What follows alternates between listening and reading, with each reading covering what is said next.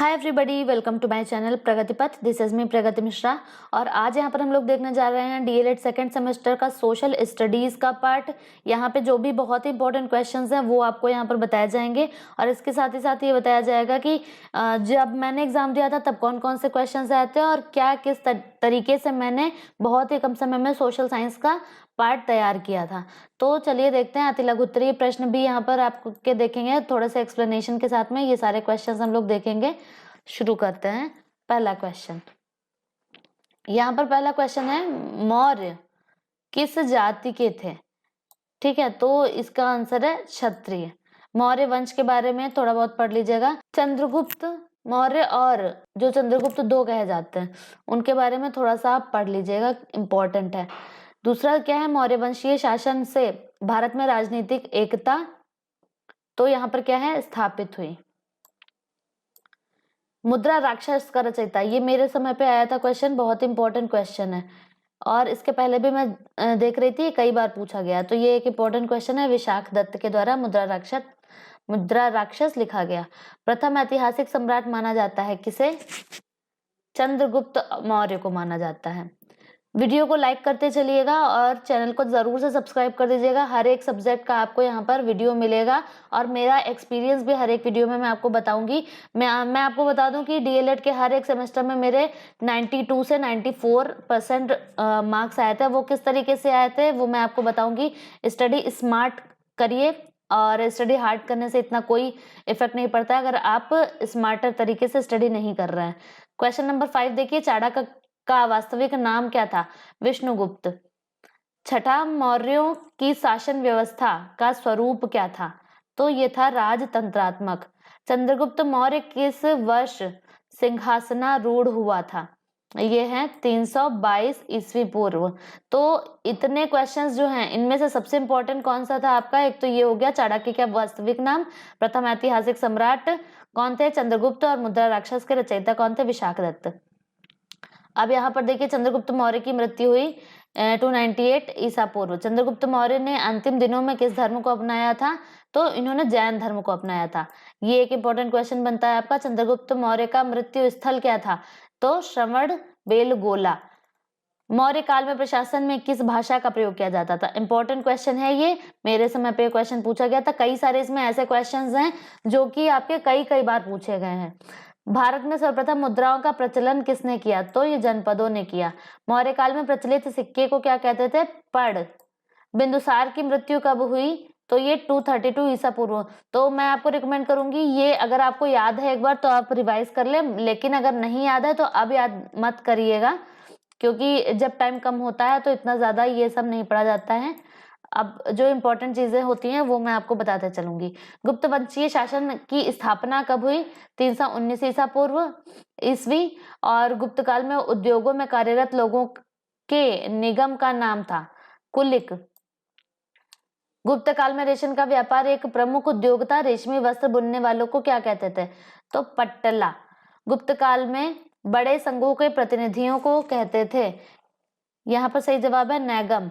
गुप्त काल में छोटे संघों के प्रतिनिधियों को कहते थे श्रेष्ठी। गुप्तकालीन शासन प्रणाली थी राजतंत्रात्मक। मौर्य वंश की स्थापना किसने की थी? तो चंद्रगुप्त मौर्य ने की।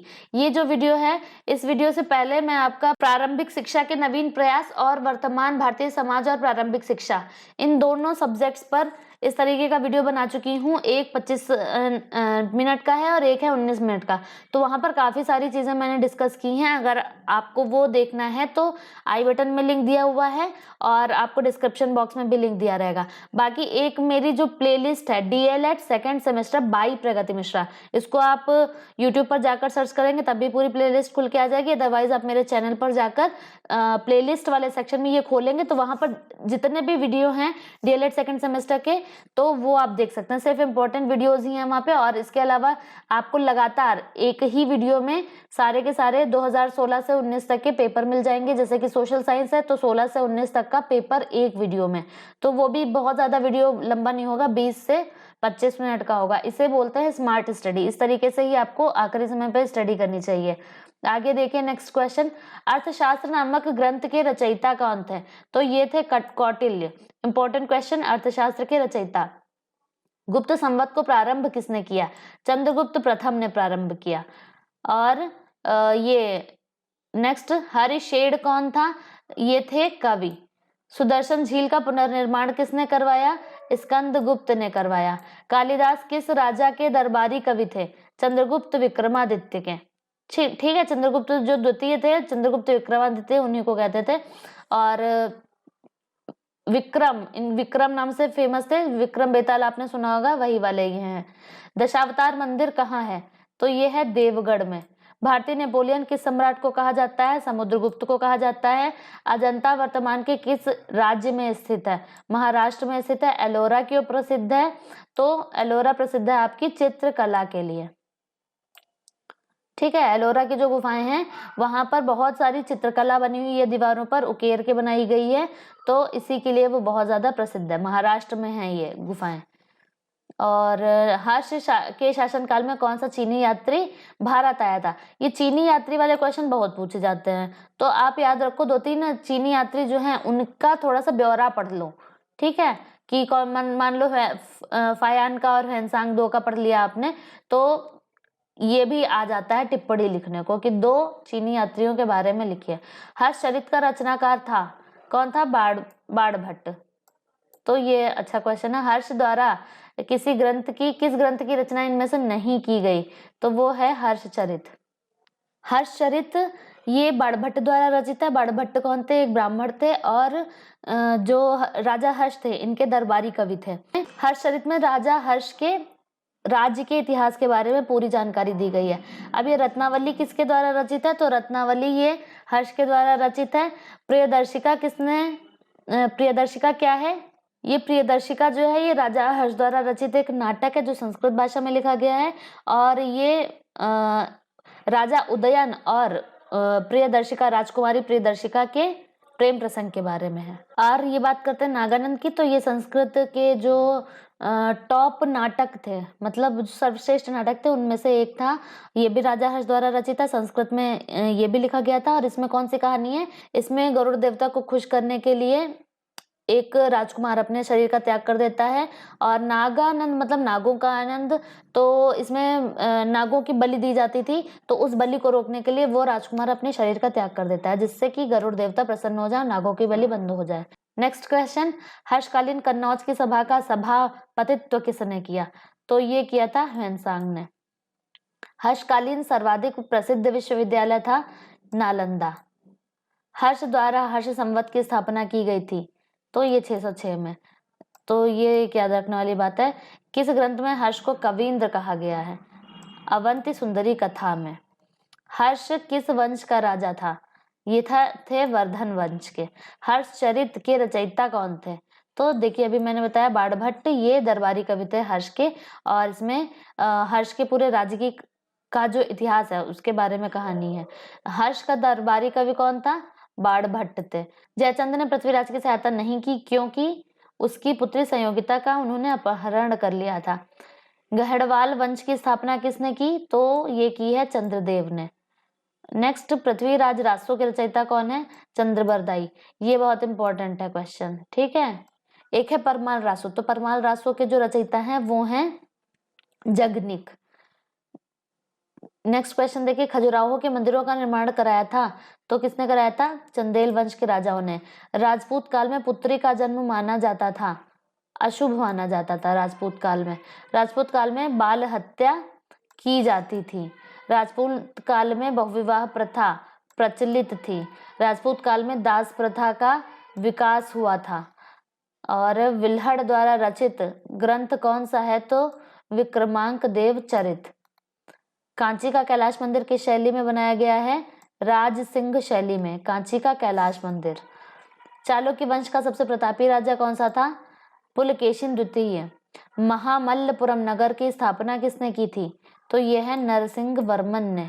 चोल शासकों की राजधानी कहाँ थी? तंजौर में। मत्त विलास प्रहसन नामक पुस्तक के रचयिता कौन थे? महेंद्र वर्मन। निम्नलिखित में से कौन सा दक्षिण का राजवंश नहीं है? ठीक है, तो ये इसका सही जवाब है परमार वंश। पल्लवों की राजधानी का नाम था कांची। भारवी किस वंश के दरबार थे? पल्लव के। दांडी किस वंश के राज दरबार की शोभा बढ़ाते थे? पल्लव। उस शासक का नाम, पल्लव शासक का नाम बताइए जिसने पुलकेशिन II को हरा दिया था? नरसिंह वर्मन प्रथम ने। अगर आपको ये सारे क्वेश्चंस नहीं याद हैं तो आप टेंशन मत लीजिए, मैं इसके लिए भी आपको एक ट्रिक बताऊंगी कि आपको अगर पूरा आपने नहीं पढ़ा है सोशल साइंस तो आपको कितना पढ़ना चाहिए। ठीक है, तो 16 से 19 तक का जो पेपर है वो आप सॉल्व कर लीजिए, आपका काम बन जाएगा। और मैं इसकी लिंक भी डीएलएड सेकंड सेमेस्टर बाय प्रगति मिश्रा वाली जो प्लेलिस्ट है उसमें डाल दूंगी, और आप उसको देख लीजिएगा। और एक ट्रिक का वीडियो मैं बताऊंगी आपको, ट्रिक मतलब कि कुछ सजेशंस जो आपको डीएलएड का एग्जाम्स देने के समय, कोई भी आप डीएलएड के किसी भी सेमेस्टर का एग्जाम दे रहे हो तो आपके वो बहुत काम आएगा हर एक सेमेस्टर में, तो वो भी आप जरूर देख लीजिएगा। इसी डीएलएड सेकंड सेमेस्टर बाय प्रगति मिश्रा में आपको ये मिल जाएगा।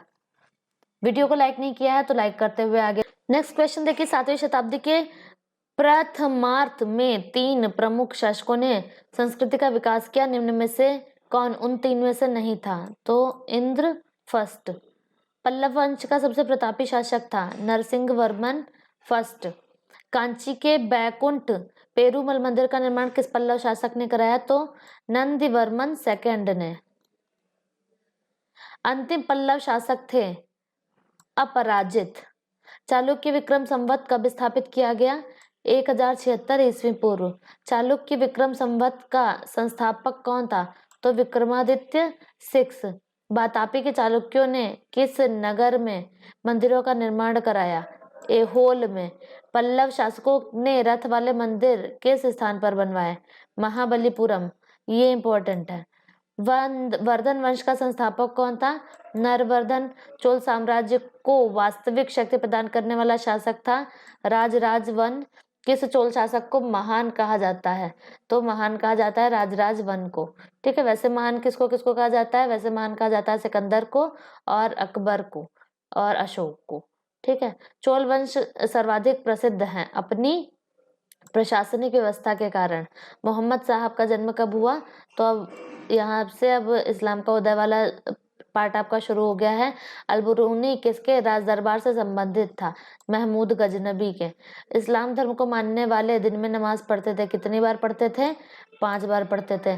पैगंबर मोहम्मद साहब को ज्ञान प्राप्त हुआ, कब प्राप्त हुआ? 40 वर्ष की आयु में। रजिया सुल्तान कहाँ की शासिका थी? तो ये थी शासिका थी 1236 ईस्वी में। देखिए, बलबन के शासन की शक्ति को किसने बढ़ाया? तो ये बढ़ाया चंगेज खान ने। भारत के मुस्लिम इतिहास में दिल्ली की सुल्तान बनने वाली प्रथम महिला थी, कौन थी? रजिया।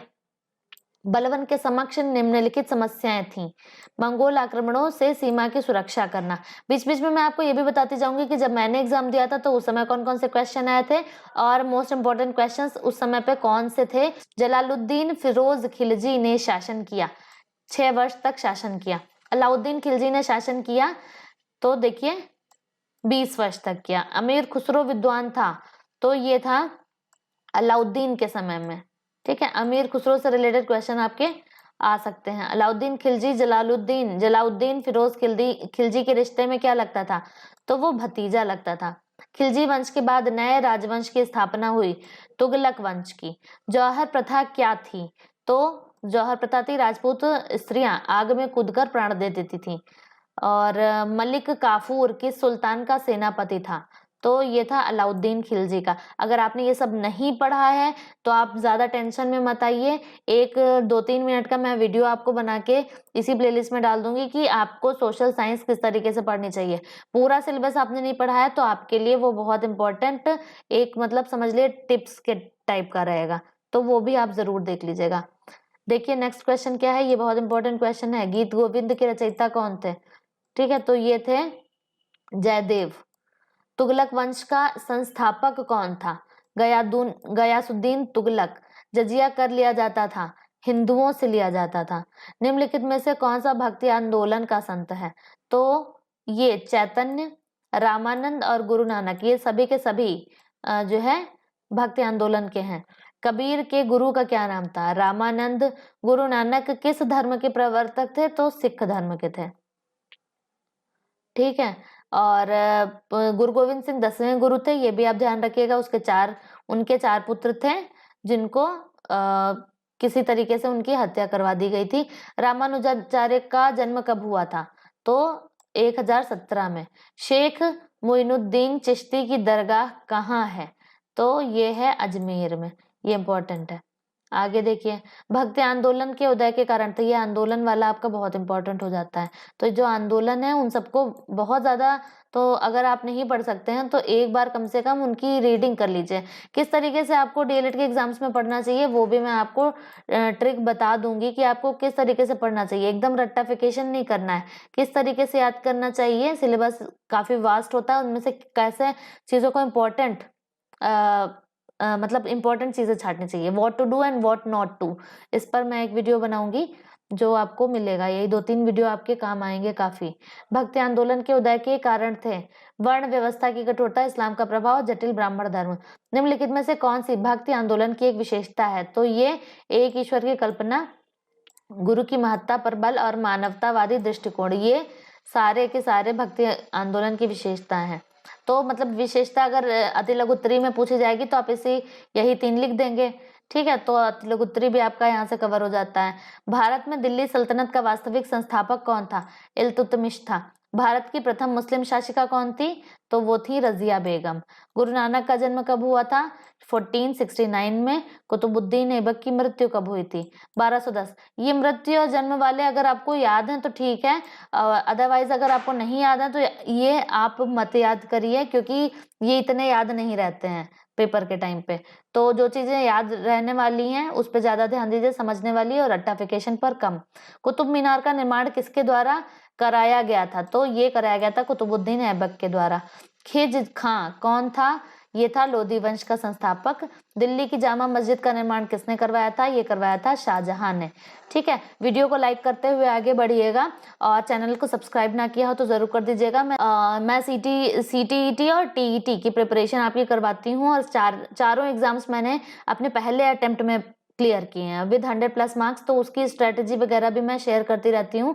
30 डेज का मैंने कोर्स भी लॉन्च कर रखा है अभी सीटेट का, तो उस 30 डेज में मैं आपकी पूरी सीटेट की प्रिपरेशन करवा रही हूँ। ऐसे ही यूपी टेट का बैच और बाकी स्टेट टीईटी का बैच भी मैं लेकर आऊंगी। तो जरूर से इस चैनल को सब्सक्राइब कर लीजिएगा और बेल आइकन प्रेस करना मत भूलिएगा, क्योंकि उससे नोटिफिकेशन आपको मिलते रहते हैं, तो आपको याद रहेगा कि चैनल, हाँ ये वाला भी मैंने सब्सक्राइब करके रखा हुआ था। ठीक है, बाकी जो भी क्लासेस हैं कुछ अदर ऐप्स पे, ऑनलाइन ऐप्स पर मैं क्लासेस लेती हूँ, अनअकैडमी और वेदांतु और कुछ ऐप्स पर अभी भी बात चल रही है जहां पर ऑफर आया है, तो वो सारी चीजें भी मैं आपको बताती रहूंगी आगे। भारत में दास वंश की नींव किसने डाली थी? तो ये डाली थी बलवन ने। किस मुस्लिम शासक ने देवगिरी को राजधानी बनाया था? बाबर ने बनाया था। और तुगलकाबाद का निर्माण किसने कराया था? मोहम्मद बिन तुगलक ने करवाया था। कबीर की शिक्षाएं किस ग्रंथ में संग्रहित हैं? बीजक में। तो ये पूछा जाता है, बीजक वाला पूछा जाएगा आपसे। 2.5 दिन का झोपड़ा का निर्माण किसने करवाया था? कुतुबुद्दीन ऐबक ने करवाया था। और फिरोज शाह कोटला का निर्माण किसने कराया था? फिरोज तुगलक ने। अलाई दरवाजा का निर्माण किसने करवाया था? अकबर ने। कुतुबुद्दीन ऐबक कब से कब तक दिल्ली के सल्तनत पर सुल्तान रहा? 1206 से 1210। कुतुबुद्दीन ऐबक की मृत्यु के पश्चात किस व्यक्ति को उसका उत्तराधिकारी घोषित कर दिया गया? तो ये है आराम शाह। भारत में खिलजी वंश के शासन की स्थापना किसने की थी? तो ये की थी जलालुद्दीन फिरोज खिलजी ने। भारत में तुगलक वंश के शासन की स्थापना किसने की थी? ये था खिलजी वंश के शासन की स्थापना, ये है तुगलक वंश के शासन की स्थापना। तो ये की थी गयासुद्दीन तुगलक ने। सल्तनत काल में प्रधानमंत्री का नाम का पद नाम था, क्या था? वजीर आलम कहा जाता था, वजीर कहा जाता था। ये सारे क्वेश्चंस अगर आपको याद हैं तो आपका रिवीजन जल्दी जल्दी से हो जाएगा। अगर आपको नहीं याद है तो एक बार आप पढ़ लीजिए, बाकी ट्रिक्स तो मैं आपको बताऊंगी ही दूसरे वीडियो में। दिल्ली सल्तनत का सर्वोच्च अधिकारी होता था सुल्तान। दिल्ली सल्तनत में शासन की सबसे छोटी इकाई क्या होती थी? ग्राम होती थी। सेना विभाग का सर्वोच्च पदाधिकारी होता था आरिज़े मुमालिक। जो राज्य की आय का प्रमुख साधन क्या था? तो खिराज, जक़ात और खम्स। ये जक़ात पूछा जाता है, ठीक है। इसका जो है एक टिप्पणी लिखने को आई थी जिस समय मैंने एग्जाम दिया था। ज्वालामुखी शंकु की चोटी पर बने गड्ढे को क्या कहते हैं? ये कहते हैं क्रेटर। ज्वालामुखी शंख जो होता है उसकी चोटी पर इस तरीके से जो गड्ढा बन जाता है, ये क्वेश्चन भी आया था मेरे टाइम पे। ठीक है, तो ये भी इंपॉर्टेंट है क्वेश्चन। तो ये जो गड्ढा बना है इसको काफी एक्सप्लेन करके मैंने लिखा था, मतलब क्रेटर सिर्फ क्रेटर से रिलेटेड नहीं, पूरा जो है ज्वालामुखी का कुछ आया था क्वेश्चन, वो एकदम एग्जैक्ट तो नहीं ध्यान है। भूकंप उत्पत्ति केंद्र को कहते हैं, तो ये कहते हैं भूकंप मूल। ठीक है, पेपर जब मैं कराऊंगी 16 से 19 तक, तब उसमें ये सारी चीजें कवर करेंगे कि कौन सा कब आया था पेपर। शैलों के अपने स्थान पर विखंडित होने की प्रक्रिया कहलाती है अपक्षय। गोखुर नुमा झील तथा विसर्पों का निर्माण किस कारक द्वारा किया जाता है? नदी द्वारा। पवन द्वारा निर्मित स्थलाकृति कौन सी है? तो ये है आपकी छत्रक शिला। बरखान किसके कार्यों से संबंधित है? तो ये है पवन। एक चीज बता दूं आपको, ये अपक्षय है और अपर्दन वाला क्वेश्चन इंपॉर्टेंट है। और भूकंप में वो जो भूकंप मापी होता है ना, सिस्मोग्राफ है, और आपका जो एक और होता है रिक्टर करके, तो वो चीजें भी आप पढ़ लीजिएगा। और नेक्स्ट क्वेश्चन, पुलिन किसकी रचनाएं हैं? ठीक है, तो ये देख लीजिए, ये समुद्र। ठीक है, आकृतियां बन जाती हैं कुछ। निम्न में से कौन सी भू आकृति ज्वालामुखी द्वारा निर्मित है? तो क्रेटर। अभी हम लोगों ने पढ़ा था कि वो जो क्रेटर होता है सबसे ऊपरी जो इस तरीके का गड्ढा बन जाता है जहां से पूरा लावा निकलता है, वो होता है क्रेटर। जापान का फ्यूजियामा वर्ग का ज्वालामुखी, अब बता दूं कि आपको क्वेश्चन ये वाला बहुत आया था, आता है सुषुप्त ज्वालामुखी, सक्रिय ज्वालामुखी और मृत या फिर शांत, ये वाला ज्वालामुखी। ठीक है, शांत, सुषुप्त, सक्रिय और मृत। तो ये सारी चीज जो हैं ये आप तैयार कर लीजिए और इनके एक एक एग्जाम्पल भी देख लीजिएगा जरूर से, जैसे इटली में कौन सा है और ये सारी चीजें। विश्व की विख्यात भ्रंश घाटी किस महाद्वीप में है? ये है अफ्रीका में। कौन सा आग्नेय चट्टान, अब ये देखिए इसका लघु उत्तरीय बनता है आग्नेय चट्टान, अवसादी चट्टान, और जो चूना आपका खड़िया, ये ग्रेफाइट किस किस में आते हैं? रूपांतरित, कायांतरित शैल, ये क्वेश्चन आपके आते हैं। ठीक है, और आया था मेरे समय में भी आया था। आप देखिए ये बेसाल्ट। ठीक, निम्नलिखित में से कौन कायांतरित चट्टान है? संगमरमर है। निम्नलिखित में से कौन तत्व संतुलन का कारक नहीं है? तो ज्वालामुखी नहीं है। युवाला का संबंध निम्नलिखित में से किस अपर्दन अभिकर्ता से है? तो ये है आपका भूमिगत जल से। नदी के ऊपर घाटी में अपर्दन से निर्मित स्थलाकृति क्या है? तो ये वी आकार की घाटी। ये वी आकार की घाटी के बारे में लिखने को आ सकता है कि वी आकार की घाटी किसे कहते हैं, कैसे बनती है। हिमानी द्वारा निर्मित स्थलाकृति है, तो ये है आपकी यू आकार की घाटी।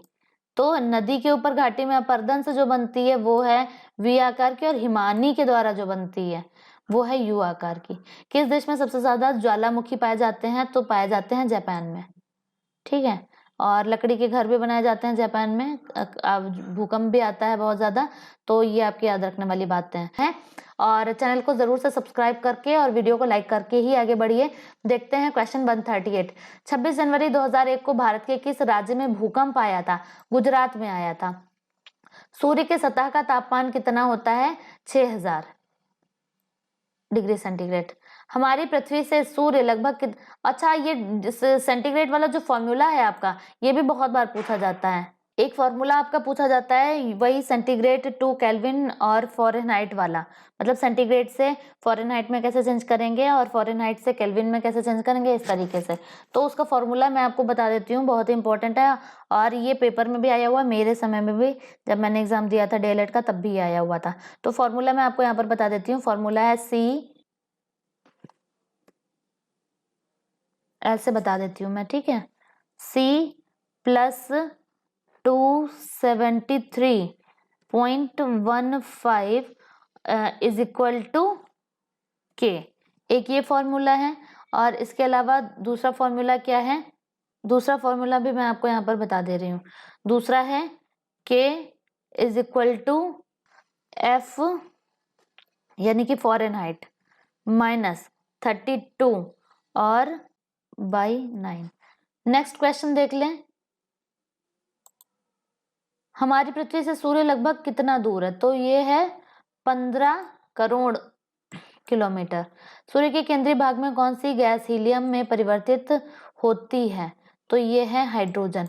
तो यहाँ पर नाभिकीय संलयन की प्रक्रिया होती रहती है। अगर आपसे पूछा जाए कि सूर्य की ऊर्जा क्यों नहीं खत्म होती है, तो क्योंकि वहाँ पर नाभिकीय संलयन होता रहता है और हीलियम, और यहाँ पर देखिए आप क्या, हीलियम में परिवर्तित क्या हो जाती है? हाइड्रोजन। सूर्य से निकलने वाली ऊर्जा को क्या कहते हैं? विद्युत चुंबकीय विकिरण। सौर विकिरण विकिरण किन तरंगों के रूप में होता है? लघु तरंगों के रूप में। सूर्यताप का कितना भाग पृथ्वी पर आता है? तो आता है ये आपका 51%। सूर्यताप किसे कहते हैं? ये बहुत पूछा जाता है, ठीक है, ये बहुत इंपॉर्टेंट क्वेश्चन है। सूर्यताप किसे कहते हैं? तो ये देख लेना आप। सूर्यताप का कितना भाग अंतरिक्ष में परावर्तित हो जाता है? 35%। सूर्य द्वारा एक समतल भूमि पर प्रति वर्ग सेंटीमीटर प्रति मिनट कितनी ऊर्जा निकलती है?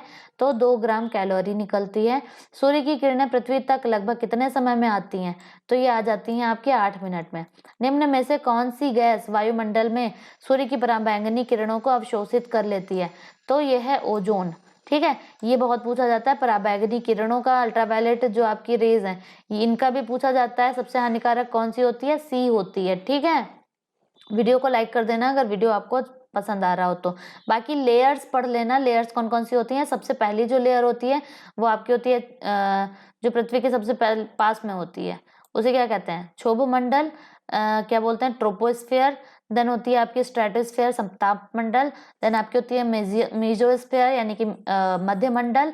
देन आपकी होती है आपकी आयनोस्फेयर यानी कि आयन मंडल। देन आपकी होती है एक्सोस्फेयर।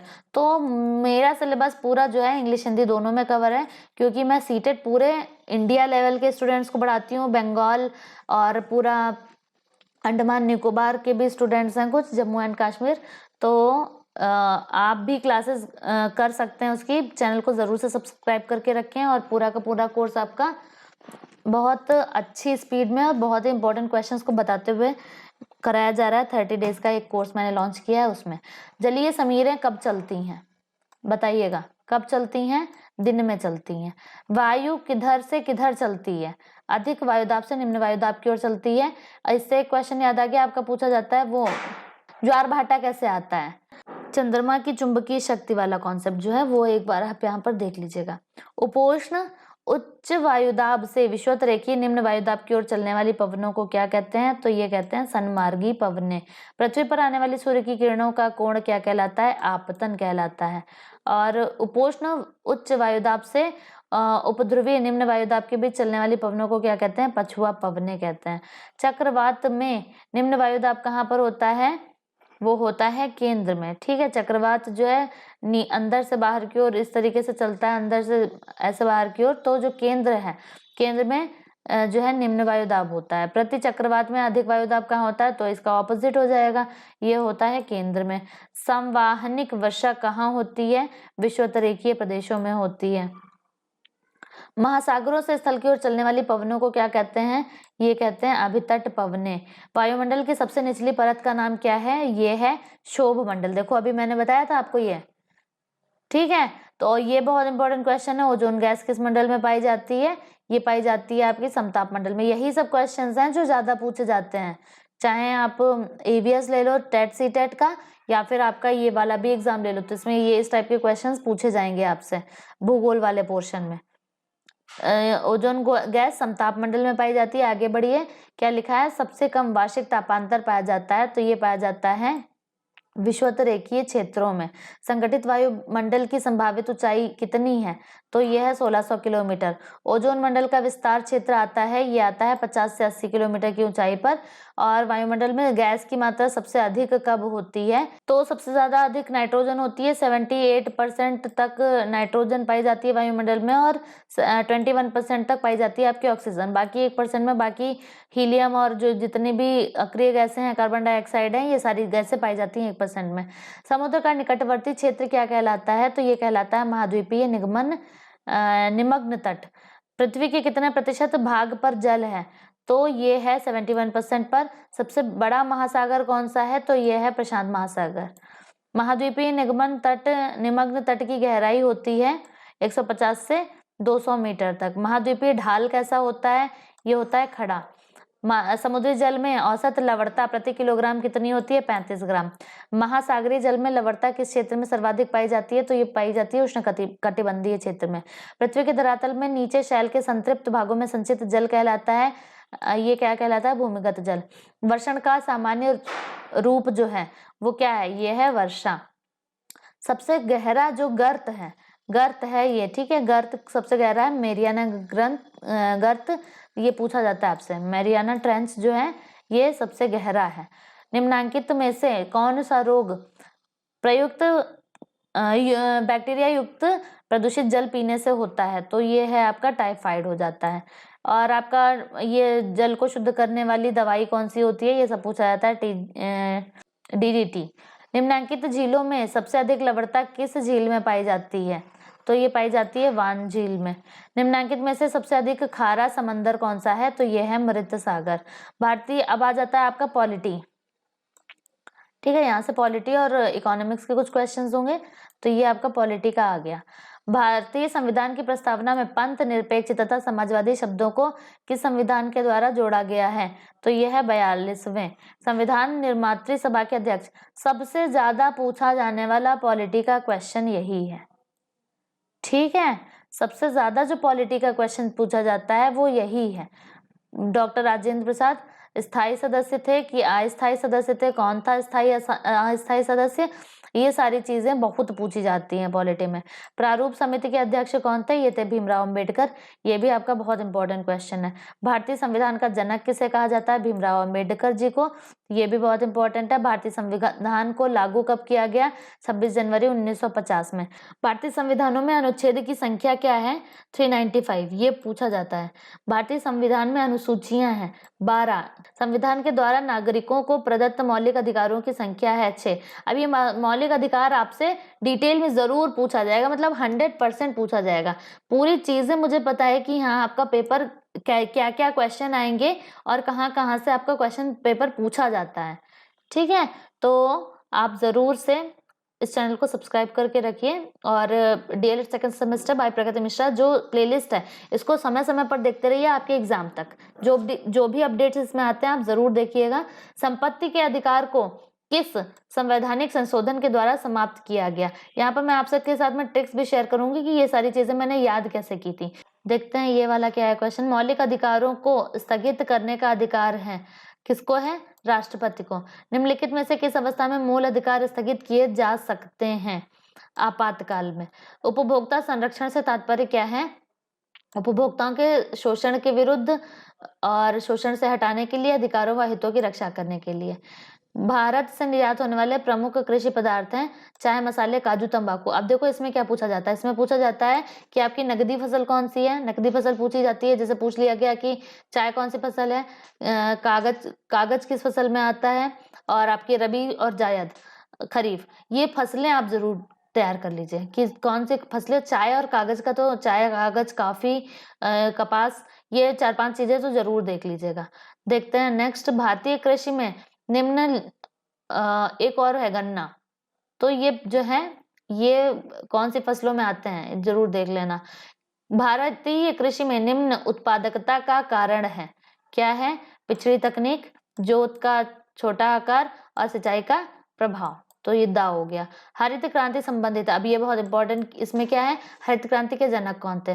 तो MS स्वामीनाथन। जब मैंने DLED किया तो ये 3 सेमेस्टर में क्वेश्चन पूछा गया था, मतलब समझ लो 4 में से 3 सेमेस्टर में सिर्फ यही क्वेश्चन पूछा गया था, हरित क्रांति के जो जनक है वो कौन। और ये मतलब जो क्वेश्चन ऐसा था जो सिलेबस में भी नहीं था एक सेमेस्टर में, बट जो है वो पूछ लिया गया था। और मैं टॉपिक, मतलब जब तक आप एक बार रिवाइज करके नहीं जाते हैं चीजों को, तब तक ही आपको लिखना मुश्किल होता है। तो एक बार आप जरूर से हरित क्रांति का टॉपिक एक बार पढ़ के देख लेना, ठीक है। हरित क्रांति का आधार क्या है? उन्नत बीज, सिंचाई, उर्वरक और कीटनाशक। हो सकेगा तो मैं इसी प्लेलिस्ट में आपको बना के डाल दूंगी, 2 मिनट का वीडियो रहेगा, देख लेना आप लोग। भारतीय कृषि के पिछड़ेपन का मूल कारण क्या है? कृषकों की निर्धनता। भारत में कृषि भूमि का प्रतिशत क्या है? तो ये है 21.4%। भूदान आंदोलन कब प्रारंभ किया गया? ये प्रारंभ किया गया है आपका 1952 में। अंत्योदय कार्यक्रम क्रियान्वित करने में अग्रणी राज्य कौन सा है? राजस्थान। भारत में भूमि सुधार के अंतर्गत सर्वाधिक महत्वपूर्ण कार्यक्रम है यंत्रीकरण। भारत में हरित क्रांति का सूत्रपात 20वीं शताब्दी के किस दशक में हुआ था? 6वें। हरित क्रांति संबंधित किस चीज से है? कृषि उत्पादन से संबंधित है। ठीक है, कि मतलब क्रांति कैसे लाया जाए, क्योंकि उत्पादन उस समय पे इतना ज्यादा हो नहीं रहा था, तो कुछ ऐसी ट्रिक्स बनाई गई थी। नई कृषि नीति कब घोषित की गई? तो 28 जुलाई 2020 में घोषित की गई थी। राष्ट्रीय कृषक नीति कब घोषित की गई? ये 2007 में। कृषि एवं वानिकी किस क्षेत्र से संबंधित है? ये संबंधित है आपकी प्राथमिक क्षेत्र से। परिवहन एवं संचार संबंधित काहे से है? ये है तृतीय क्षेत्र से। बैंकिंग एवं बीमा किस क्षेत्र में आता है? तो ये आपका आ जाता है तृतीय क्षेत्र में। और भारत के ग्रामीण क्षेत्र में किसका योगदान अधिक है? तो ये प्राथमिक। ठीक है, भारत की राष्ट्रीय आय में प्राथमिक क्षेत्र का योगदान प्रतिशत है। अब देखिए यही पूछा, किसका योगदान अधिक है? प्राथमिक क्षेत्र का। प्राथमिक क्षेत्र का योगदान का प्रतिशत क्या है? तो पहले से घट गया है प्रतिशत। भारतीय अर्थव्यवस्था है मिश्रित अर्थव्यवस्था। ठीक है, मिश्रित अर्थव्यवस्था में पाया जाता है सार्वजनिक एवं निजी दोनों क्षेत्र पाए जाते हैं। यदि जनसंख्या की प्रतिशत वृद्धि राष्ट्रीय आय में प्रतिशत वृद्धि से अधिक है, तब प्रति व्यक्ति आय क्या होगा? घट जाएगी। ठीक है, जनसंख्या की प्रतिशत वृद्धि जो है राष्ट्रीय आय में प्रतिशत वृद्धि से अधिक है, यानी कि जो वृद्धि हो रही है वो आय में प्रतिशत वृद्धि से भी ज्यादा है। तो आय जब कम है उससे ज्यादा वृद्धि है तो क्या हो जाएगी? प्रति व्यक्ति आय घटी ही जाएगी। विकासशील अर्थव्यवस्था की प्रमुख विशेषता क्या है? कृषि पर अधिक निर्भरता। समाजवादी अर्थव्यवस्था में क्या होता है? उत्पादन के साधनों पर सार्वजनिक स्वामित्व होता है। मुद्रास्फीति वह स्थिति है जबकि मौद्रिक आय धन उपार्जन की क्रियाओं की तुलना में अधिक तेजी से बढ़ रही हो। तब ये परिभाषा किसने दी है? पीगू ने। मुद्रास्फीति ये आपका पूछा गया इन्फ्लेशन के कारण क्या है? तो घाटे का बजट बनाना, विकास व्यय का बढ़ना, उत्पादन में शिथिलता की कमी। तो ये आपका अब इकोनॉमिक्स से रिलेटेड आ गया यहाँ पर, जो बैंकिंग वगैरह में आपका काम आता है। मुद्रा संकुचन के लक्षण क्या है? तो ये है उत्पादन में वृद्धि मुद्रा की मात्रा से अधिक होती है, मूल्यों में गिरावट आती है। अब मुद्रा संकुचन और ये जो इन्फ्लेमेशन आपका है मुद्रास्फीति, इन दोनों की परिभाषा पढ़ लीजिएगा कि मुद्रास्फीति किसे कहते हैं, मुद्रा संकुचन किसे। मुद्रा संकुचन का मतलब होता है कि जैसे कि पैसे की वैल्यू ज्यादा है, पैसे की वैल्यू आपकी कम हो जा रही, मतलब है 1 ही रुपए, पहले 100 रुपए में मतलब आप काफी सामान खरीद लेते थे। ठीक है, 5 चॉकलेट खरीद लेते थे। अब 100 रुपए 70 रुपए की डेयरी मिल्क सिल्क ही आती है, तो मुद्रा संकुचन हो गई। उत्पादन में वृद्धि लेकिन मुद्रा की मात्रा से अधिक हो गई है। और मूल्यों में गिरावट, देखो मूल्यों में गिरावट आती रहती है। मूल्य का मतलब ये नहीं, मूल्यों में गिरावट आने का मतलब यही है कि पहले आप सामान ज्यादा खरीद लेते थे 100 रुपए में, आप कम खरीद पा रहे हो, वैल्यू में गिरावट। ठीक है, तो मुद्रा अवमूल्यन के उद्देश्य क्या है? ये अवमूल्यन में भी देखो यही चीज हो गई। प्रतिकूल भुगतान शेष में सुधार, अन्य देशों से व्यापारिक स्थिति बनाए रखना, उद्योगों का संरक्षण। नेक्स्ट क्या है? भारत में मुद्रा अवमूल्यन हुआ है 1948 में, 66 में, 1991 में, तो तीनों में। आधुनिक विचारधारा के अर्थशास्त्री मुद्रा के अंतर्गत सम्मिलित नहीं करते। क्या नहीं करते हैं? बैंक मुद्रा को। प्रमाणिक सिक्का उसे कहते हैं, किसे कहते हैं? जिसका धात्विक एवं अंकित मूल्य होता है बराबर। सांकेतिक सिक्का किसे कहते हैं? तो ये कहते हैं जिसका अंकित मूल्य धात्विक मूल्य से अधिक होता है, उसे कहते हैं सांकेतिक मुद्रा। अब जैसे इसका एग्जाम्पल मैं आपको बताऊं, वीडियो थोड़ा लंबा हो रहा है बट फिर भी इसका एग्जाम्पल आपको देख लेना चाहिए। धात्विक एवं अंकित मूल्य बराबर हो, जैसे 1 रुपए का सिक्का है, तो 1 रुपए का सिक्का जो है इसका धातु का भी 1 रुपए है और जो है अंकित जो है वो भी 1 ही रुपए। 5 रुपए पे 5 रुपए का ही वो उसमें मटेरियल लगा और 5 ही रुपए उसका मूल्य है। ठीक है, तो ये अंकित मूल्य और धात्विक मूल्य बराबर। अब सांकेतिक सिक्का ये प्रामाणिक सिक्का हो गया। सांकेतिक सिक्का, अब जैसे नोट है हम लोगों की 2000 की, वो कितने रुपए की कीमत में बनी होगी? हो सकता है 100 ही रुपए में बन गई हो, तो लेकिन जो अंकित मूल्य है इसमें क्या हो गया? धात्विक मूल्य से अधिक है, तो मतलब उस कागज की नोट से आपका जो अंकित है वो ज्यादा है, तो ये हो गया सांकेतिक सिक्का। आगे देखो, मुद्रा का सबसे अधिक महत्वपूर्ण कार्य क्या है? तो यह है विनिमय का माध्यम तथा मूल्य का मापक। मुद्रा वह है जो मुद्रा का कार्य करे, तो ये किसने कहा था? हार्टले विदर्स ने। भारत में चलने वाला 1 रुपए का उदाहरण क्या है? अपरिवर्तनशील पत्र मुद्रा का। 1 रुपए का उदाहरण क्या है? अपरिवर्तनशील पत्र मुद्रा का। ठीक है, मतलब ये अनचेंजेबल है। कृषि एवं उद्योग एक दूसरे के परस्पर क्या है? पूरक हैं, कॉम्प्लीमेंट्री हैं। कृषि से जुड़ा हुआ है उद्योग, और कृषि नहीं होगी तो उद्योग नहीं होगा, उद्योग नहीं होगा तो कृषि नहीं होगी। भारत का कृषि बढ़ेगी तो उद्योग बढ़ेगा, उद्योग और कृषि घटेगी तो उद्योग घटेगा। भारत का आर्थिक विकास निर्भर काहे पे करता है? सभी प्रकार के उद्योगों पर, मतलब कुटीर उद्योग भी हो, छोटे पैमाने पर भी हो, बड़े पैमाने पर भी हो। भारत की प्रथम औद्योगिक नीति किसके द्वारा घोषित की गई है? तो यह है श्यामा प्रसाद मुखर्जी। प्रथम औद्योगिक नीति, ठीक है। नई औद्योगिक नीति 1991 में उच्च प्राथमिकता वाले उद्योगों में विदेशी निवेश की सीमा को कितना कर दिया गया? तो यह है 51%। कुटीर उद्योगों में कुल श्रमिकों की संख्या नहीं हो सकती है, तो यह है 9। इससे ज्यादा नहीं हो सकती है, ठीक है। इससे ज्यादा होगी तो फिर वो मतलब ये वाला आपका हो जाएगा, छोटे पैमाने पर उद्योग हो जाएगा। ये कुटीर उद्योगों में सिर्फ 9 से कम ही 9 या 9 से कम। कौन सा कुटीर उद्योग है इनमें से? तो ये हथकरघा। ठीक, तो ये आपका पूरे 229 क्वेश्चंस हो गए। वीडियो को लाइक, चैनल को सब्सक्राइब जरूर कर दीजिएगा और अपने फ्रेंड्स में शेयर करना मत भूलिएगा। Thank you so much for watching.